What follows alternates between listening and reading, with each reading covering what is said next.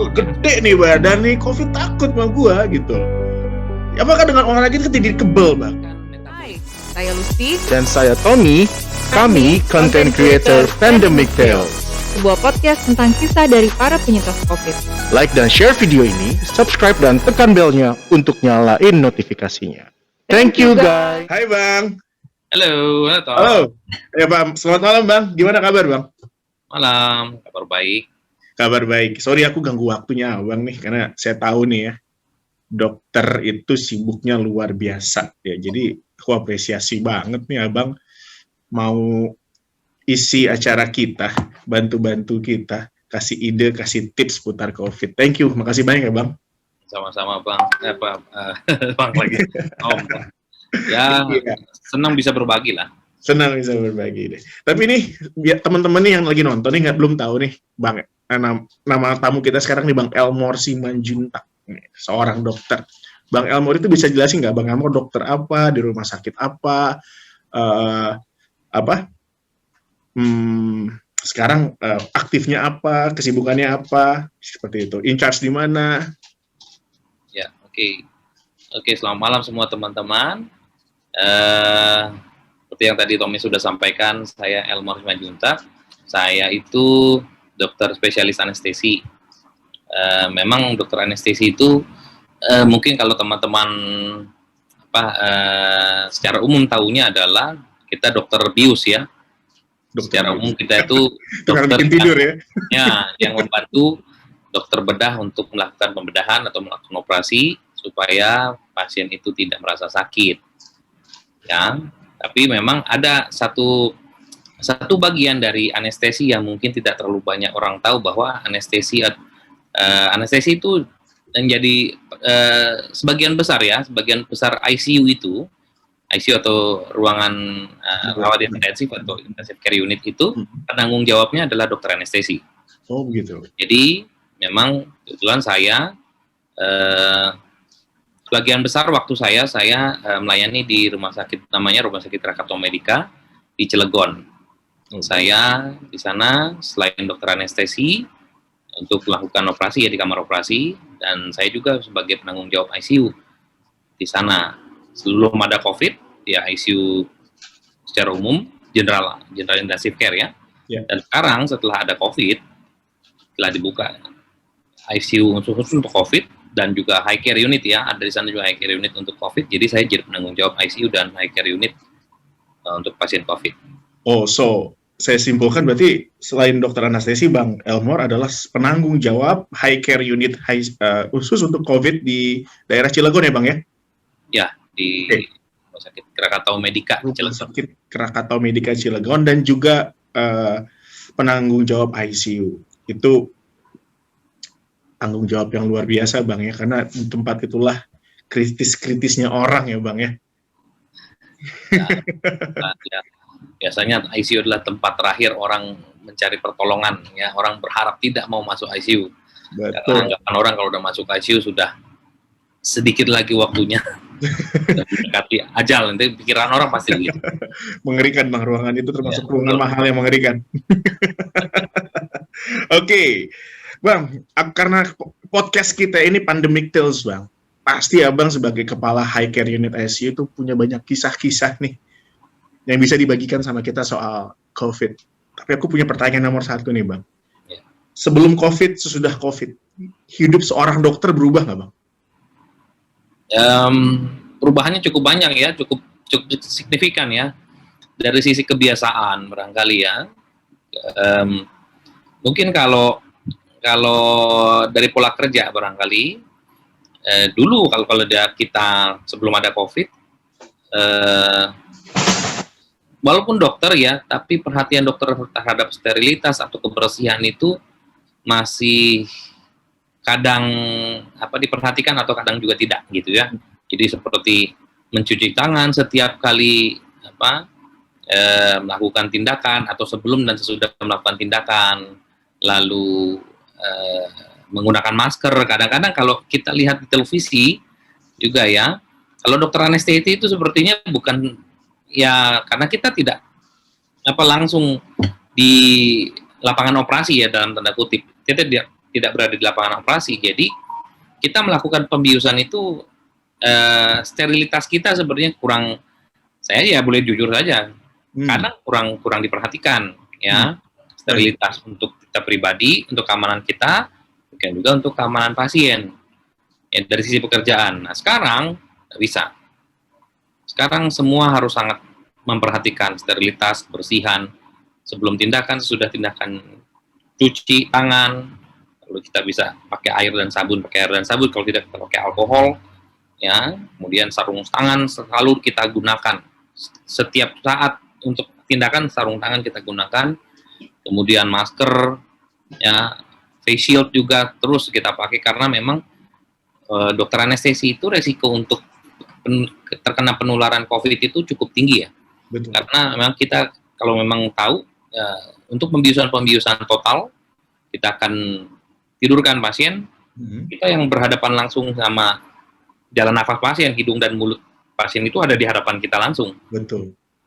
Jadi mau nggak mau kita harus menjaga diri kita. Betul. Tapi dengan kita menjaga diri kita, pakai masker, pakai face shield, kita jaga juga. Belum tentu saya misalnya ya free gitu ya, bisa saja saya OTG, bisa saja. Iya, betul. Gitu. Jangan, kalau misalnya saya tidak melakukan perlindungan, saya bisa membuat pasien itu jadi resiko. Betul. Gitu. Jadi dari situ ya berubah. Yang pertama di situ ya perlindungan. Kemudian kita juga kalau udah mau masuk kamar operasi, ya perlengkapan kita udah lengkap. Ya kalau istilah JIRITA adalah APD level 2 kalau misalnya pasien yang kita mau lakukan tindakan itu tidak terindikasi ya, apakah suspek atau probable atau malah yang sudah terkonfirmasi itu tidak COVID, kita pakai APD level 2. Baik. Tapi kalau dia sudah terkonfirmasi, kita masuk operasi APD level 3. Oh baik. Itu kita pakai hazmat, operasinya pakai hazmat. Oh baik. Hazmat itu yang kayak pakaian astronot ya, Bang? Karena pakai Oh astronot. baik. Berarti sekarang ya, which is good news ya, rumah sakit lebih memperhatikan higienitas ya. Rumah sakit lebih memperhatikan perlindungan dokter, staff-staffnya, dan juga pasien-pasiennya. Tapi Bang, selama Abang bersentuhan langsung dengan pasien-pasien COVID, apalagi mengoperasi, melakukan memasukin buat tracheotomi ya Bang ya. Tracheotomi itu by the way kayak pemasangan intubasi itu by the way pemasangan buat napas orang di ICU itu ya, buat di mesin ventilator. Benar, karena kita Abang harus di depan hidung dia Bang ya. Ya, betul. Di depan hidung dia. Aku mau nanya nih ya Bang ya. Abang pernah terkonfirmasi positif nggak Bang? Belum, tidak pernah. Puji Tuhan ya. Jadi Tuhan. Abang selama dari bulan Maret sampai sekarang Ya. sebagai dokter yang bersentuhan langsung dengan pasien COVID belum pernah terkonfirmasi positif ya? Ya, betul. Dan memang saya juga, ya puji Tuhannya memang kalau memang kita mengikuti protokol kesehatan yang benar, ternyata ya bisa dibuktikan bahwa tidak aman. Melindungi dengan sangat ya. Sangat Jadi, buat teman-teman di sini yang masih ngeremehin 3M ya, memakai masker, mencuci tangan, menjaga jarak, di rumah sakit aja itu berhasil dibuktikan dengan menggunakan itu karyawan atau staff-staffnya tidak terinfeksi COVID. So, mulai sekarang jangan remehkan 3M. Ya, itu udah jadikan budaya kamu ya sehari-hari. Ya. Oke, Bang. Selain nih perlindungan dari luar. Ya, perlindungan dari luar. Kira-kira Abang ada strategi lain nggak Bang untuk melindungi dari dalam? Kan ini lagi gencar-gencarnya kita bicara soal COVID, artinya meningkatkan immunity. Wih, sebenarnya immunity itu definisinya apa sih? How? Gimana saya meningkatin immunity? Ada strategi nggak dari Abang nih? Khususnya dokter high care unit COVID. Oke, jadi imunitas itu adalah memang kekebalan tubuh ya. Kekebalan tubuh yang kita miliki, apakah itu yang memang kekebalan standby ya, standby yang ada, yang kita seperti tubuh kita seperti punya tentara. Baik. Tentara pasukan yang standby kalau misalnya ada bibit penyakit yang masuk, tentara itu akan maju, ya, maju duluan. Itu yang imunitas ada yang innate, ya, ada yang innate tuh yang berjaga, ya, seperti pasukan jaga. Ada yang adaptif. Adaptif itu adalah kekebalan tubuh yang akan seperti pasukan panggilan, bala bantuan. Kalau ada musuh datang, bala bantuan itu akan baru datang. Gitu. Ya, imunitas seperti itu, ada imunitas yang innate, ada yang adaptif. Jadi, kekebalan tubuh itu sebenarnya kita bisa tingkatkan kekebalan tubuh. Banyak sebenarnya cara yang bisa dilakukan untuk meningkatkan kekebalan tubuh. Yang pertama barangkali adalah kebiasaan saya setiap hari adalah misalnya setiap kali bangun tidur, kemudian setiap kali malam ya sebelum tidur saya meminum air hangat. Air jernih yang hangat, 2 gelas setiap pagi, kemudian 1 gelas setiap mau tidur. Itu kebiasaan hangat, ya. Kemudian ada olahraga secara teratur. Olahraga yang teratur itu bukan jadi, ya, kalau memang orang sudah mungkin sudah terbiasa olahraga dengan intensitas tinggi, high intensity, itu oke. Tapi buat kita, saya pikir untuk menjaga kebugaran dan terutama untuk meningkatkan imunitas atau kekebalan tubuh, olahraga yang diperlukan itu sebenarnya bukan high intensity, tapi yang low to mid, ya, intensitas ringan sampai sedang, cukup, ya. Yang penting tubuh kita itu ada istilahnya adalah olahraga aerobik. Jadi terjadi peningkatan metabolisme di dalam tubuh, aerobik, tapi ya aerobik artinya memerlukan oksigen. Ya, jadi untuk meningkatkan metabolisme oksigen di dalam tubuh, akhirnya pertukaran oksigen dan gas-gas di dalam tubuh kita menjadi aktif, dan si sel-sel kekebalan tubuh itu jadi lebih siap, ya, lebih siap untuk menerima serangan. Nah, istilahnya begitu ya, terima serangan. Jadi mereka sudah ready to go, ceritanya begitu. Ready to go. Jadi menurut Abang, olahraga tuh sehubungan dengan imunitas itu sangat penting, ya? Pasti penting. Sangat penting. Oke, Bang. Saya pernah ketemu orang nih, Bang. Bukan ketemu orang, kebetulan saya bekerja di fitness center ya, Bang, ya. Ya, karena waktu zamannya PSBB, karantina, terus kan ada pelepasan secara bertahap, ya. Pelepasan PSBB secara bertahap. Nah, fitness center itu termasuk tahap akhir. Banyak orang komplain, member-member kami itu banyak yang komplain, Bang. Wah, kenapa sih fasilitas kesehatan yang katanya bisa meningkatkan immunity, itu malah dibuka paling terakhir? Tapi kalau dari sudut pandang pemerintah, itu juga make sense. Bahwa di gym itu terjadi interaksi human to human. Human to human. Tapi sebagai penyedia jasa, mereka sudah mempunyai protokol. Contohnya di rumah sakit, pastinya kan ada interaksi human to human juga ya, Bang, ya. Tapi kenapa di rumah sakit aman? Karena kita memiliki sebuah protokol, tetap dipatuhi 3M. Jadi kalau Abang menanggapi ini gimana, Bang?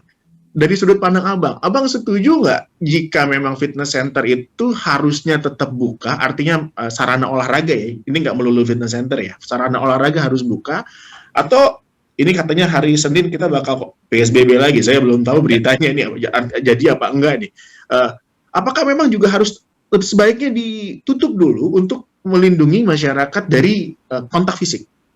Ini dari sudut pandang dokter nih, dari sudut pandang dokter nih. Ya, oke. Jadi sebenarnya memang pertimbangan untuk mungkin kalau ada tempat-tempat yang ya seperti fitness center lah ya. Fitness center itu seringkali adalah tempat yang walaupun memang tempat olahraga atau gym ya, tempat olahraga, tapi itu terdapat di ruangan yang tertutup. Satu, ya. Jadi sirkulasi udara di ruangan itu kita belum bisa menjamin apakah memang sirkulasinya aman, ya, aman untuk dalam arti ya, apa? Karena kita bicara tentang COVID, kita bicara tentang penularan dengan udara. Walaupun penularannya adalah droplet, ya, droplet itu artinya percikan-percikan. Tetapi kalau misalkan orang berolahraga, ya, orang berolahraga itu seringkali mereka kalau mungkin kita lihat lah yang orang yang berolahraga seringkali mereka tidak menggunakan masker. Karena berolahraga dengan masker itu membuat pernapasan jadi sulit, ya. Ya, karena pada saat orang berolahraga mereka akan membutuhkan oksigen atau oksigen lebih banyak. Artinya apa? Mereka akan bernapas lebih banyak, ya.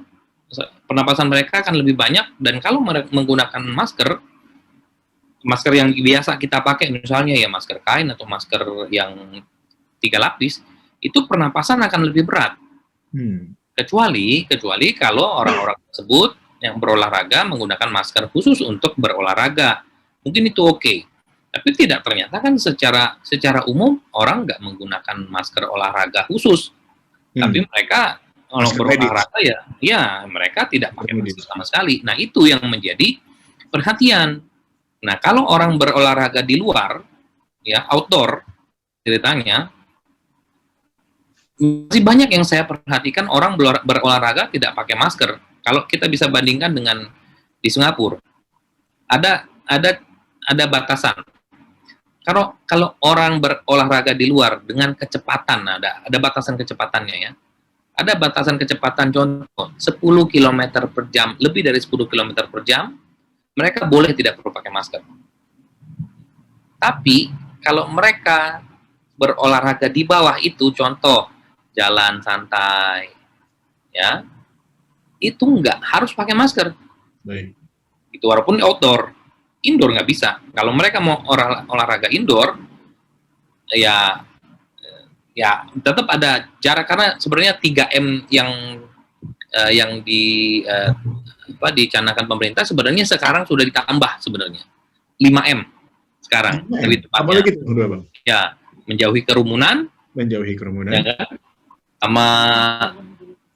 Sama membatasi mobilitas. Jadi kalau orang-orang yang mau, ya istilahnya udah mau jalan-jalan nongki-nongki gitu, ya.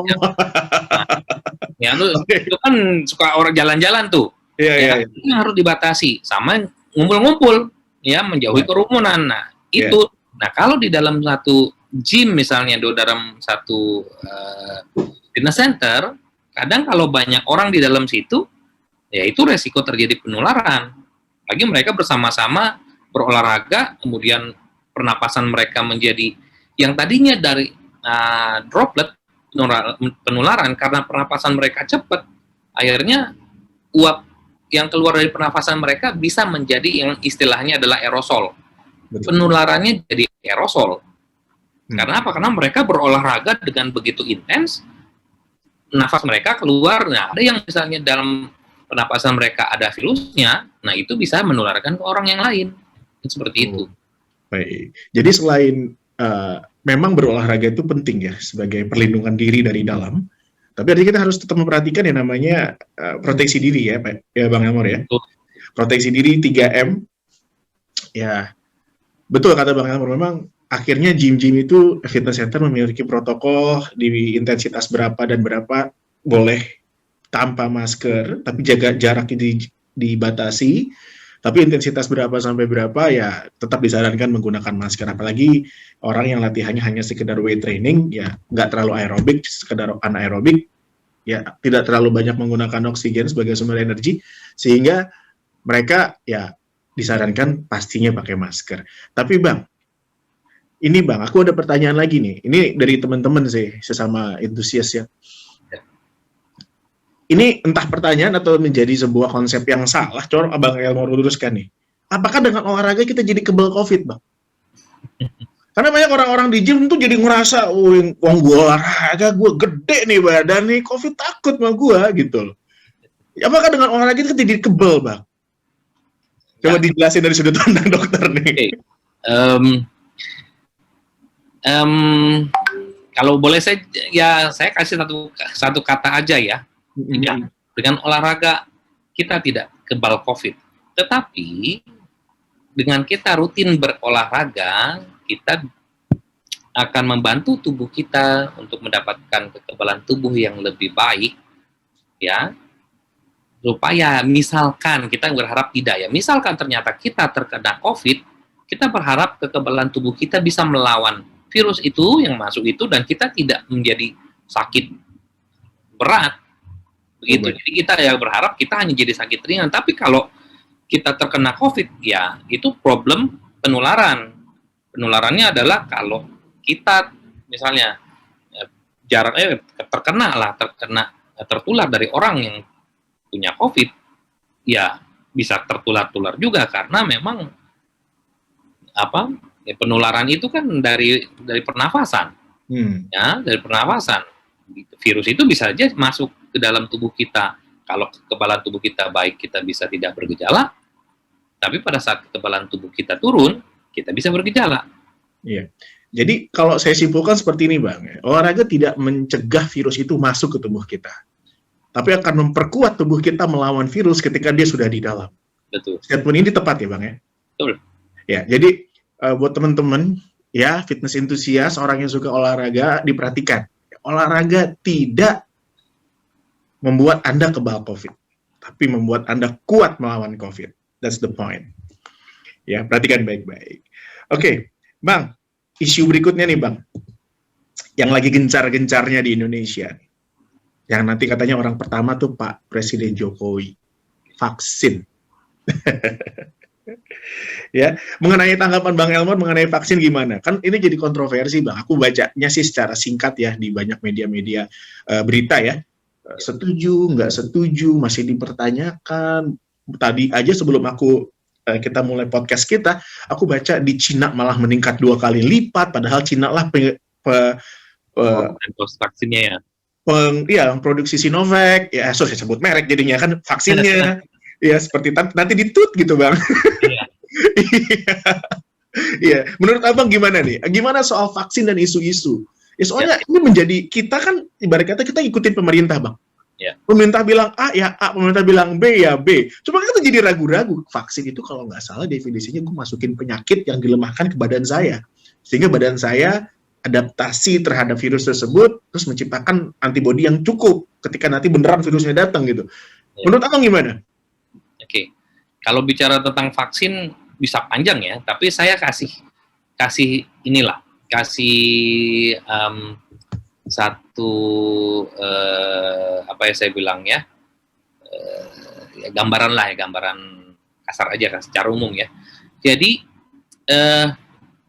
mungkin kalau kita bicara tentang pemerintah dulu deh, saya bilang pemerintah pasti ingin yang terbaik untuk rakyatnya, pasti. Setuju. Nggak ada pemerintah dimanapun di dunia ini yang ingin rakyatnya menderita, nggak ada.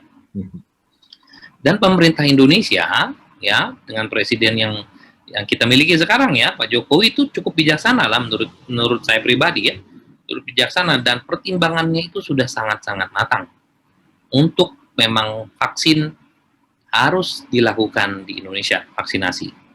Karena apa? Karena secara umum kita lihat, walaupun sudah digembor-gemborkan untuk melakukan 3M, sekarang di 5M kan, ya, tetapi tetap kalau kita lihat angka penderita COVID sampai sekarang ternyata nggak turun juga tuh. Iya, malah meningkat ya, Bang ya. Malah naik terus. Iya, sekarang betul. sudah 10.000 lebih per hari. Bahkan saya pribadi 2 kali, Bang. Nah, itu dia. Sekali lagi saya dapat piring cantik kena COVID. Nah, itu dia. Dan itu juga dia. Orang yang sudah pernah kena COVID ternyata bisa kena lagi. Betul. Ya, betul. Dan itu perlu dipahami. Kadang-kadang aku udah kena sekali, pasti aku udah kebal yang berikutnya. Aku imun gitu ya. Nah, itu mindset saya kemarin, Bang. Tapi nggak begitu. Ini lain lagi nih cerita, emang ini penyakit yang ya saya bilang istimewa ini. Ini ujian untuk kita ini. Ujian, betul. Ujian. Betul. Jadi ujian kepatuhan, istilahnya begitu. Saya suka kata-kata ini, ujian kepatuhan ya. Ya. Compliance. Ya. Jadi kembali ke vaksin.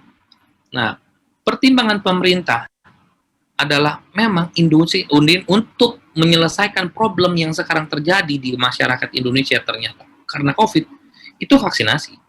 Walaupun vaksinasi ini bukan segala-galanya, bukan. Tetapi ini vaksinasi ini memberikan harapan untuk orang untuk bisa bisa melanjutkan kehidupannya menjadi lebih baik. Oke, berarti vaksin menurut Bang Elmore orang yang pro dan ini merupakan solusi ya? Solusi jangka pendek enggak, tapi ya solusi jangka panjang ya. Oke, Jangka solusi pendek jangka panjang. tetap jangka pendek solusinya adalah kepatuhan. Hmm. Ya, walaupun misalnya nanti kita sudah divaksin, tetap kita harus tetap menjaga protokol kesehatan karena vaksinasi ini membutuhkan waktu. Waktu apa? Waktu untuk memvaksin semua orang, ataupun target lah. Target yang harus divaksin itu minimal 70% dari rakyat Indonesia. Oh, iya Itu banyaknya itu. Ya. Hmm. Penduduk Indonesia kita anggap sekarang berapa ya? Total 250 juta. Target 70% kita anggap berapa? Misalnya 180 juta. 180 juta orang yang harus divaksin di Indonesia. Itu coba kita anggaplah 1 bulan misalnya bisa kita berapa ya? 10 juta deh. 1 bulan 10 juta orang divaksin. 35 bulan itu. Nah, enggak, 10 juta. Jadi 18 bulan. Oh, 18 bulan kalau 180 ya. Oke. Betul. Itu 1 tahun lebih loh. Betul. Baru selesai itu vaksinasi. Yang pertama itu. Yang kedua, vaksinasi ini kan nggak bisa sekali, yang setahu saya dan semua vaksin yang saya tahu yang sekarang diproduksi oleh banyak produsen vaksin, itu nggak bisa 1 kali nyuntik. Oh, begitu ya Bang ya? Nah, 2 kali nyuntik. Oh, 2 kali nyuntik. Hampir semua 2 kali nyuntik. Oh, baik. 2 dosis ya. Jadi, dosis pertama adalah priming istilahnya, kemudian ada jarak antara 2 minggu sampai 1 bulan, baru itu booster. Oh, Di boost. Jadi, itu proses yang perlu waktu ternyata untuk mendapatkan kekebalan yang cukup. Dan memang sampai sekarang belum ada negara ataupun vaksin ya yang diproduksi itu sudah bisa memberikan keyakinan, oke, saya bisa memberikan Anda kekebalan tubuh seumur-umur. Oh, belum ada yang bisa mengklaim itu ya? Belum ada tuh. Belum ada. Jadi yang kita tahu sampai saat ini ya, kalau orang yang kena COVID, dia akan punya antibodinya ya namanya ya, immunoglobulin istilah medisnya. Jadi antibodinya itu bisa bertahan antara 3 bulan sampai 1 tahun. Range-nya itu tergantung berbeda-beda ya, antara 3 bulan sampai 1 tahun. Ya makanya ada yang kadang setelah ada yang memang misalnya, malah lucunya begini. Kalau misalnya awalnya dia terkenanya gejala ringan atau yang tidak bergejala, mungkin antibodi yang terbentuk sedikit. Oh, begitu ya? Ya, nanti dalam waktu lebih pendek malah dalam 1-2 bulan antibodi itu udah turun lagi. Makanya dalam 1-2 bulan dia bisa kena lagi. Oh, itu yang terjadi sama saya berarti, Bang? Nah, itu. Saya OTG di pertama. Ya, karena dia OTG, kekebalan tubuhnya nggak tumbuh banyak. Betul. Itu antibodinya. Tapi kalau dia sudah bergejala sampai ke sedang berat, mungkin antibodinya munculnya besar. Dan dia bisa bertahan lebih lama. Gitu. Jadi, nah kalau kita diimunisasi, harapannya kan kita mendapatkan antibodi buatan ceritanya. Ya, antibodi buatan maksudnya kita nggak terkena infeksinya. Tapi kita dapat apakah itu virus yang dimatikan, apakah partikel dari virus itu yang dimasukkan ke tubuh, atau ada yang namanya mRNA ya, ada yang ini semuanya ya, nah, kalau lain apa detail ya kita juga pusing dan lama. Intinya adalah ada elemen-elemen dari virus itu yang dimasukkan ke tubuh kita, dan tujuannya kita memproduksi antibodi atau kekebalan tubuh yang adaptif. Ya, adaptif yang tadi saya bilang, munculkan pasukan-pasukan, dan dia akan membuat kekebalan tubuh yang spesifik. Ya, khusus untuk virus itu saja. Nah, itu bisa bertahan berapa lama? Belum ada yang tahu. Belum ada yang bisa klaim ya. Belum ada. Jadi, kalau untuk di Indonesia vaksinasi adalah solusi, saya bilang mungkin. Tapi game changer belum tentu. Oke. Solusi itu belum tentu dia tuh akan mengembalikan kita ke zaman sebelum. Nah, belum tentu, karena kita butuh proses dan butuh waktu untuk bisa sampai ke situ. Dan kemungkinan saya pikirkan, saya perkirakan sampai 2022 ya, kita masih tetap harus melakukan protokol kesehatan. Baik. gitu. Panjang ya Bang, ya 3 tahun. Panjang. 19 Panjang, karena 22 ya. ya karena melihat dari pengalaman pandemi yang sebelum-sebelumnya, itu pandemi itu semuanya berlangsung 2 sampai 3 tahun. Oh baik. Itu ya. Contoh dulu influenza katanya pandemi dulu ya Bang ya. Ya, dulu Kan juga. flu Spanyol itu 2 sampai 3 tahun. Oh, Karena ada yang sampai namanya second wave, third wave gitu ya. Nah, yang kita harapkan kita tidak mendapatkan second wave karena ya jujur aja di Indonesia first wave aja belum selesai. beres, betul. Iya. Betul. Itu cukup mengkhawatirkan sih Bang kalau Ya. bahas soal gelombang kedua ini ya Bang ya. Ya. Oke, jadi artinya dari sini saya bisa simpulkan ya kalau vaksin apa namanya ya, dari bidang peneliti aja belum bisa mengklaim vaksin itu bisa melindungi berapa lama, ya artinya walaupun vaksin sudah ada nanti dan sudah disuntikan kepada kita, protokol 3M tetap harus dijalankan ya Bang ya. Betul. Itu harusnya sudah menjadi gaya hidup kita nanti sampai masa depannya setelah 2019 ya, harusnya seperti itu ya. Oh, ya 2020 ya, seperti itu. Oke, sekarang aku tanya Bang, ini ada pertanyaan nih, lebih baik kan ada orang juga takut divaksin Bang. Ya. Saya mau ketemu juga nih, banyak bentukannya nih orang Pak Dijing Bang. Ada nih, gue takut divaksin gitu, karena divaksin tuh gue dimasukin penyakit gitu. Oke, gue olahraga aja, olahraga lebih bagus daripada vaksin. Terus ada juga orang yang bilang, lu harus divaksin, vaksin lebih bagus daripada olahraga. Coba Abang luruskan ini gimana ini prinsip kayak gini Bang? Oke.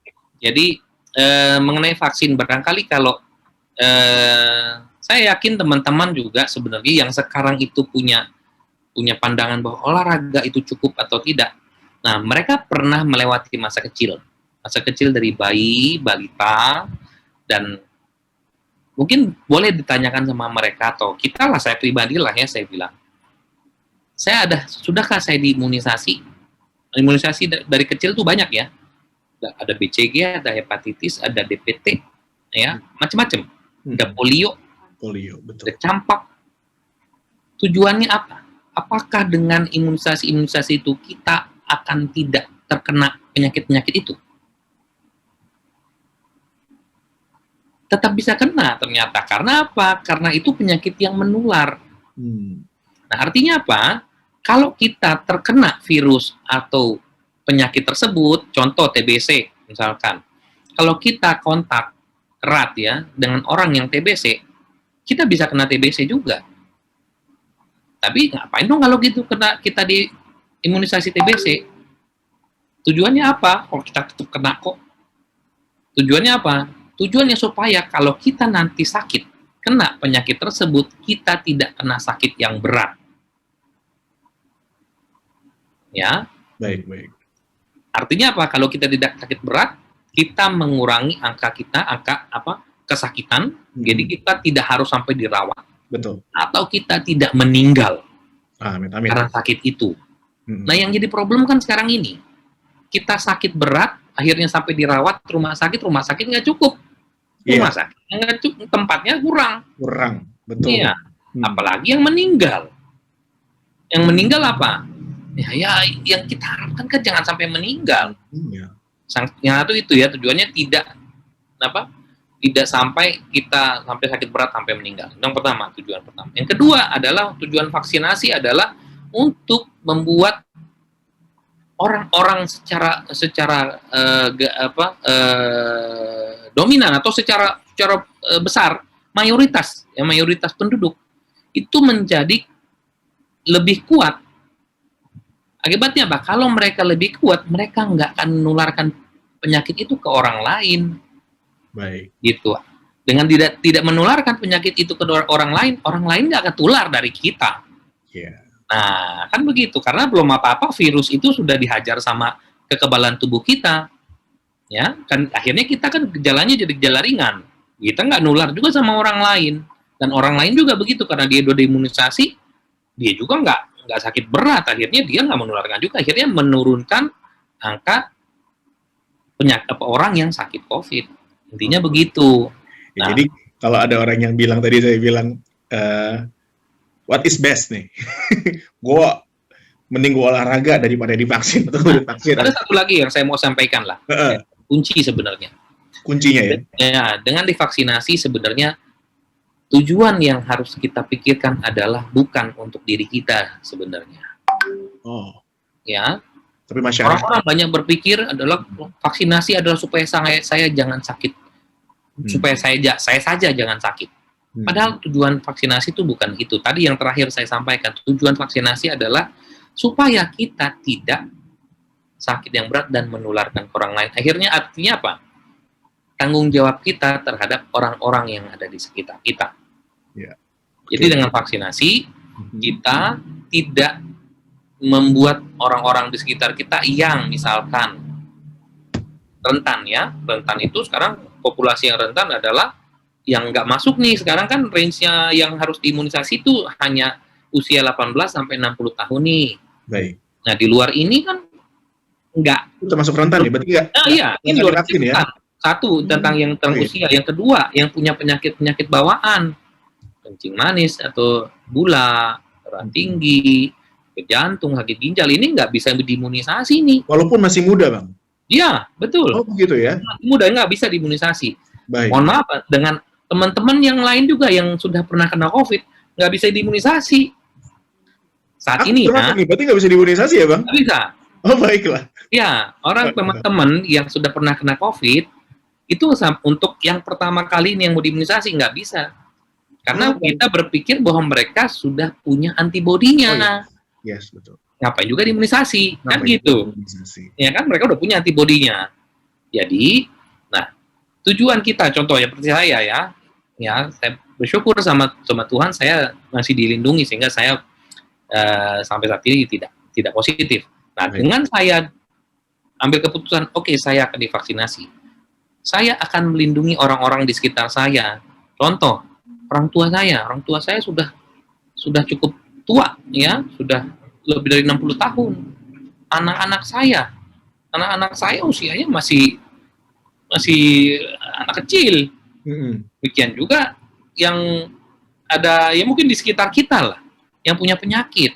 Itu yang harus kita lindungi. Jadi dengan kita divaksinasi, kita tuh melindungi mereka supaya mereka tidak terkena COVID. Intinya begitu. Baik. Jadi sebenarnya ya olahraga penting, vaksin juga kudu ya untuk masyarakat pada umumnya. Betul. Oke, jadi aku terima kasih banyak nih Bang ya. Hari ini daging semua nih.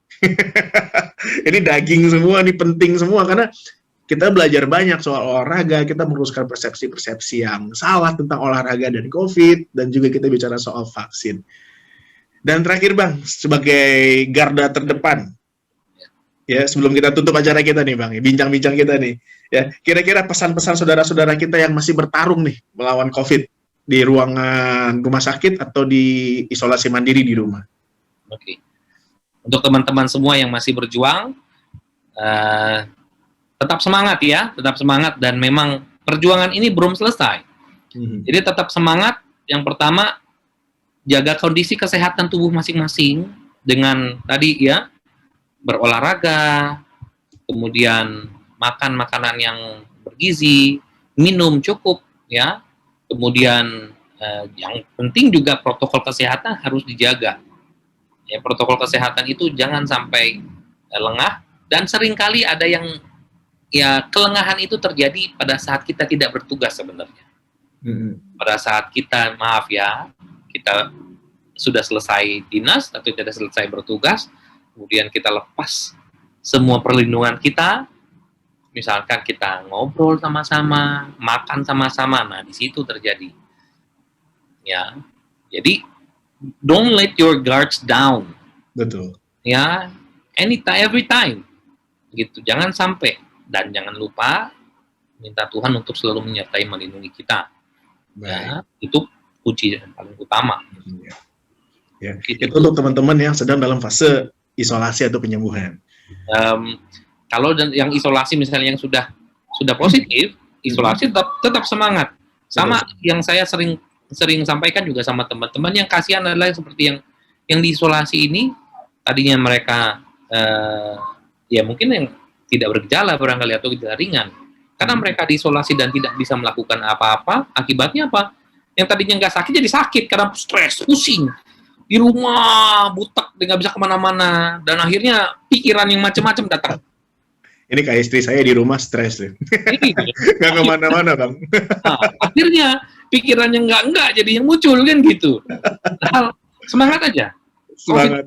Nah, kalau kita hati yang gembira, yang seperti yang dikatakan oleh kitab ya, Iya. hati yang gembira adalah obat yang manjur.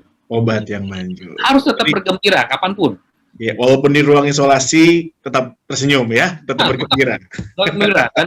Gerak badan tetap bisa dilakukan walaupun memang kita dalam kondisi isolasi, gerak badan aja, olahraga. Ada coba ternyata ini satu hal yang memang mungkin teman-teman juga belum banyak tahu ya.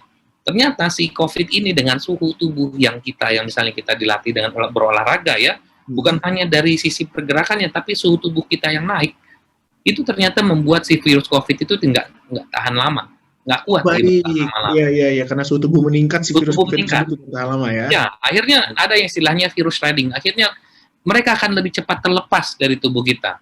Dan terlepasnya cuma satu cara, lewat pernapasan.